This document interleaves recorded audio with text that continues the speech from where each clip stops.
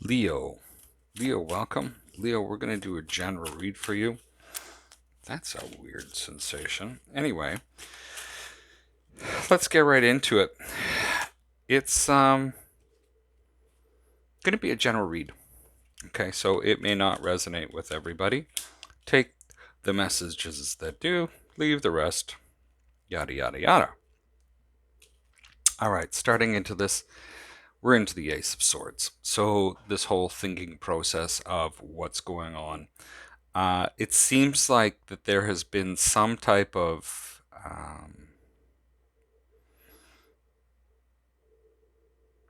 feels like there's been some type of almost betrayal. With the Strength card and the Five of Swords, it's like you're really trying to untangle what was going on in a particular situation that it feels like you might have lost at. And I use the term lost sort of loosely. We have the Wheel of Fortune and the Eight of Wands. So, looking at this part of things, it feels like there's a new spin that's starting to take off for you. And the, with the Wheel of Fortune and the Eight of Wands, you may feel like your tires have been spinning, but what's happening is those tires are starting to hit the road, and they were spinning fast, and things are starting to happen. You may be getting all kinds of messages.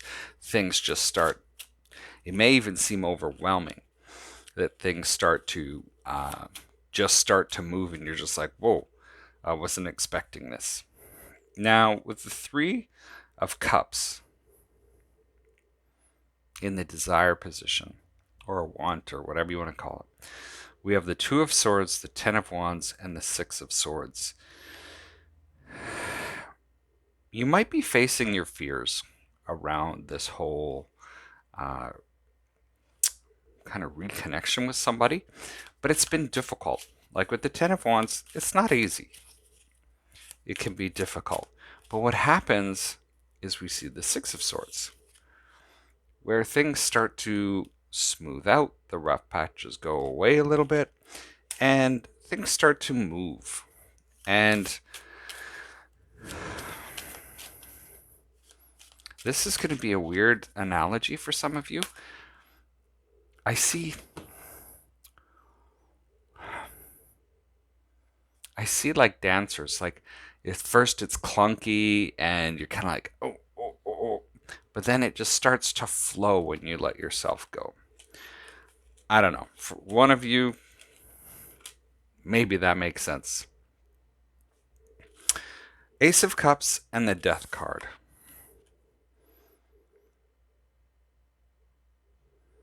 Followed by the Lovers, the Emperor, the World, the Seven of Cups,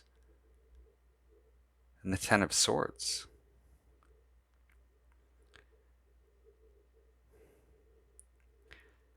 I get that there's a beautiful change. It's a beautiful change when it comes to love, where everything seems right with the world. It seems super solid. And with the Seven of Cups and the Ten of Swords, to me, this is the confusion is gone around it. There is, with the Emperor here, like no doubt. Ooh, oh, the heck was that? I'm all goosebumpy. Whoa. Sorry, I don't know what's going on. This is really weird. Um, when we looked, sorry, when we look to the what's working for you, we see the Ten of Cups, the Hierophant, Four of Cups, and the Devil. Oh. The Ten of Cups and the Hierophant.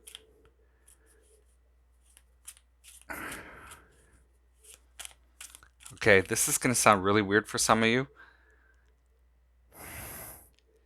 I can't handle this much goodness. Like, when is it going to go the other way? Well, don't ask that question. Never, never, never, and never ask that question. Because the universe will show you, and it's not the good. Um, One of the fun things that I always did with someone was it was how much better could this get? How much better could this get? And we kept asking, how much better could this get? And you'll get shown. It's kind of fun.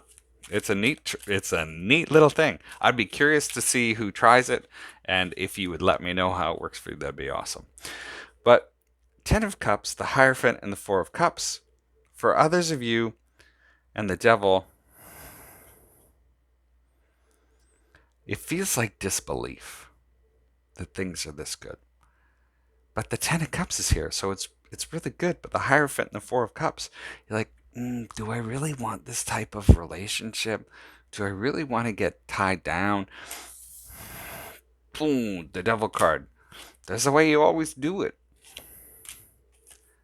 This is the way you always do it. And if that's the case for some of you, you might want to look at why. Now, we have the Tower. Tower, 5 of Cups, 5 of Wands, 9 of Cups, and the Star. You may not see this.